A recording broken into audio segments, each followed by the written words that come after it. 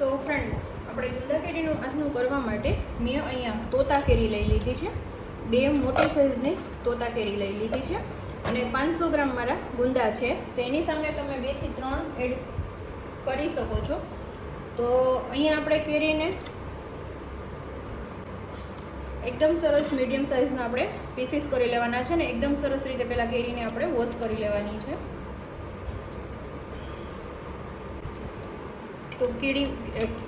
તો કેરી છે અંદરથી મારી યલો નથી, બટ પેલું મારા હાથ એવા છે હળદરવાળા, એટલા માટે.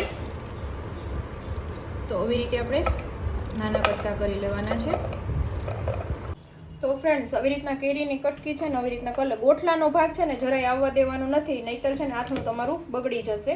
એટલે થોડોક ગોઠલાનો જે ઉપરનો ભાગ હોય છે ને રાખવાનો છે, એકદમ આપણે ઘસીને નથી લેવાનું.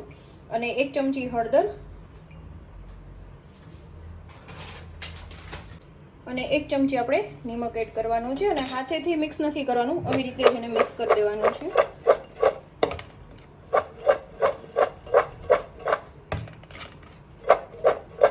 અને હવે આને આપણે ઢાંકીને આપણે 2 કલાક માટે રાખી દઈશું એમ જ. તો ફ્રેન્ડ્સ, મેં અહીંયા છે ને 500 ગ્રામ છે ને ગુંદા લઈ લીધા છે અને ગુંદા એકદમ છે ને ફ્રેશ લેવાના છે. તો હવે ગુંદાને છે ને આવી રીતના પેપરમાં લેવાના છે કે એક ચિકાસ છે વધારે ન ફેલાય. અને આવી રીતના એકદમ સરસ મોટા લેવાના છે.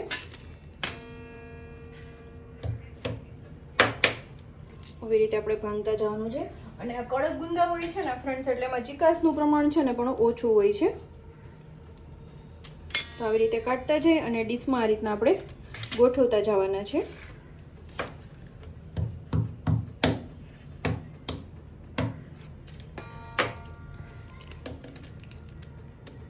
અને અહીંયા મેં 500 ગ્રામ ગુંદા સામે 500 ગ્રામ મેં કેરી લીધેલી છે.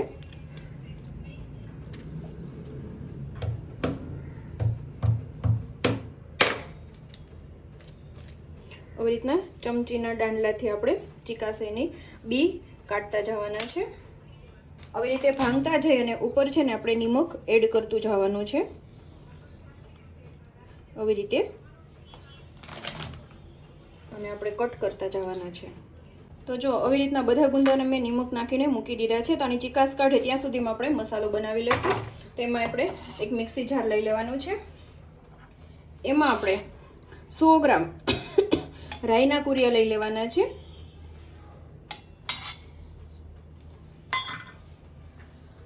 50 ગ્રામ મેથીના કુરિયા અને મોટી 3 ચમચી ધાણાના કુરિયા અને 7 થી 8 તીખા અને 2 ચમચી વરિયાળી. હવે આને આપણે પલ્સ મોડમાં ચાલુ બંધ કરીને આપણે પીસવાનું છે. એટલે કે આને કરકરું આપણે પીસવાનું છે. એકદમ પેલું પાવડર આપણે નથી કરવાનું, એટલે પલ્સ મોડમાં આને ચાલુ બંધ કરીને આપણે પીસી લેવાનું છે. તો જો આ રીતનું છે ને આપણે દરદરું છે એ પીસી લેવાનું છે. આખા ભાંગું રાખવું જોઈએ, એકદમ પાવડર છે ફાઇન ન થવો જોઈએ. હવે કઢાઈમાં આપણે ટ્રાન્સફર કરી લઈશું.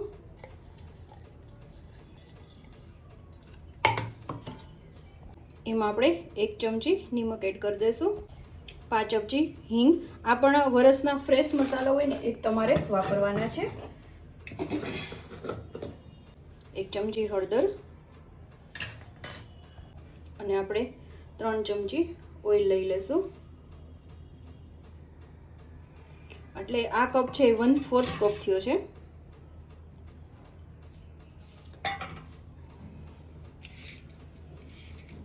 અને હવે સરસ રીતે મિક્સ કરી દઈશું.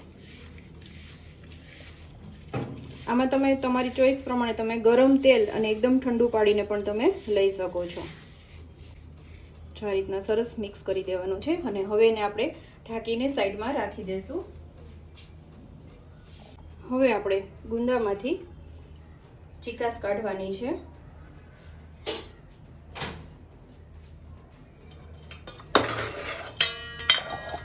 તો આ રીતના સ્પૂનની પાછળનો દાંડો હોય છે એનાથી આવી રીતના આપણે ચિકાસ કાઢી લેવાની. જો આ રીતના એકદમ સરસ થઈ જશે. અને હવે ડીશમાં એને છે ને ઊંધા રાખવાના કે વાસ હોય તો એ નીકળી જાય એટલા માટે. તો આ રીતના દાંડલાની મદદથી તમારે ચિકાસ બધી કાઢી લેવાની. તો ફ્રેન્ડ્સ આ રીતના કરી નાખ્યું. હવે કોઈ સાફ કપડું લઈને અને તમારે છે ને અંદર પાણીનો ભાગ હોય કાંઈ તો એ સાફ કરી નાખવાનો છે. એટલે કે ઓમ પાણીનો નથી પણ મીઠાવાળો ભાગ હોય તો એકદમ સરસ એને કોરા કરી નાખવાના. તો આ રીતે કોરા કરતા જવાના. તો તમારું આથણું છે ને આખું વર્ષ એવું ને એવું રહેશે અને ક્યારેય પણ બગડશે નહીં અને ફૂગ કે કંઈ પણ નહીં આવે. અને ફ્રેન્ડ્સ અહીંયા આવે 50 ગ્રામ લાલ કાશ્મીરી મરચું લેવાનું છે, કારણ કે એ છે ને તીખું નથી હોતું અને કલર એકદમ સરસ આવે છે એટલા માટે.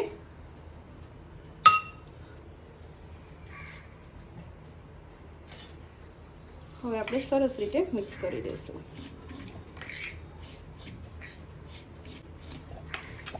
અને જો તમે ગરમ તેલ યુઝ કર્યું હોય ને ફ્રેન્ડ્સ તો એકદમ ઠરી જાય ને પછી મરચું એડ કરવાનું છે, નહીતર કેવું થશે કે એનો કલર છે ને આખો બદલાઈ જશે એટલા માટે. હવે એક મોટું તપેલું લઈ લીધું છે, એમાં આપણે ગુંદા એડ કરી દઈશું.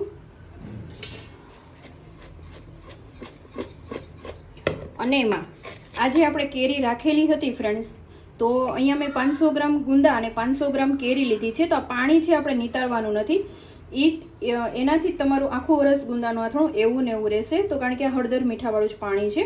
તો કેરીની કટકી આપણે લઈ લેવાની છે, એ પણ પાણી સાથે જ એડ કરી દેશું. તો જો ફ્રેન્ડ્સ એકદમ સરસ રીતે આ રીતે કોટ થઈ જવો જોઈએ. એને આવી રીતના જ આપણે મિક્સ પહેલાં કરવાનું છે. તો જો ગુંદામાં મસાલો ભરવો પણ નહીં પડે, એ રીતના જ એકદમ સરસ એમાં એડ થઈ જશે. અને પછી તમારે આવી રીતના નીચેથી ઉપર કરવાનું છે. હોય ને તો તમારે આને ફ્રીજમાં તમારે આને સ્ટોર કરવાનું રહેશે. અને જો આખું વરસ રાખવું હોય તો ફરી તમારે આમાં તેલ એડ કરવાની જરૂર પડે છે. અને ઘણા એમ હોય છે કે ઓછું તેલવાળા ખાતા હોય છે, તો એને ફ્રીજમાં અને તમારે સ્ટોર કરી શકો છો. તો જો તેલને પણ ગરમ કરી લીધું છે મેં. અને આ તેલ છે ને ફ્રેન્ડ્સ ડબ્બામાંથી તમારે ફ્રેશ જ તેલ લેવાનું છે. જે તમે નોર્મલ લેતા હોય એ તેલ નથી લેવાનું. અને સિંગ તેલ કે તમે જે નોર્મલ યુઝ કરતા હોય વધારે સિંગ તેલ યુઝ કરો તો વધારે સારું રહેશે. હવે એડ કરી દઈશું.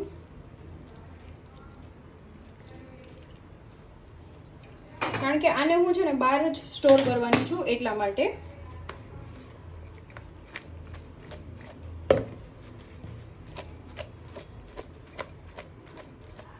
એના માટે છે ને બરણી પણ છે ને એકદમ સરસ ચોખ્ખી તપાવેલી હોવી જોઈએ અને જરા પણ છે ને અંદર મોઇસ્ચરનું પ્રમાણ ન હોવું જોઈએ. તો હવે આપણે આથણું એમાં એડ કરતા જશું. તમે 3 થી 4 દિવસ પછી ખાવાના યુઝમાં પણ લઈ શકો છો તમે. તો જો ફ્રેન્ડ્સ આવી રીતના છે ને કોરી બરણી હોવી જોઈએ, એમાં આપણે આથણું એડ કરશું.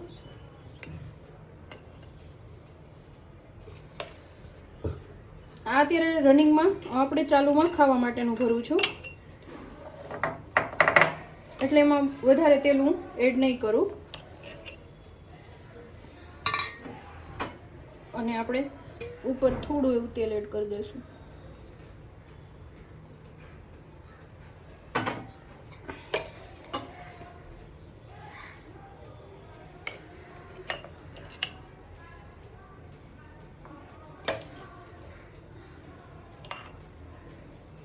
મોંગ ભરીશ.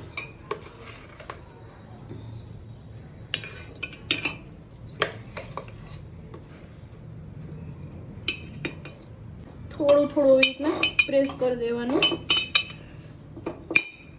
અને તેલ એડ કરી દેવાનું.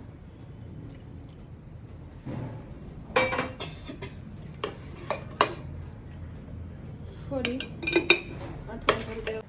તો ફ્રેન્ડ્સ આપણું જે ગુંદાનું આથણું છે બનીને રેડી થઈ ગયું છે. સાઈડમાંથી છે ને એકદમ સરસ એને ચોખ્ખું કરી દેવાનું છે ટીશ્યુ પેપરથી અને પછી ઢાંકણ ઢાંકવાનું છે.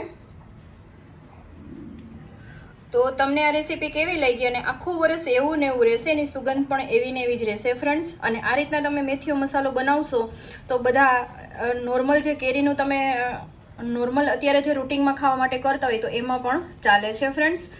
તો આઈ હોપ કે આજનો જે વિડીયો છે તમને પસંદ આવ્યો હશે ફ્રેન્ડ્સ. વિડીયો થોડો પણ પસંદ આવ્યો હોય તો ચેનલને તમે લાઇક શેર અને સબસ્ક્રાઈબ કરવાનું બિલકુલ ભૂલતા નહીં.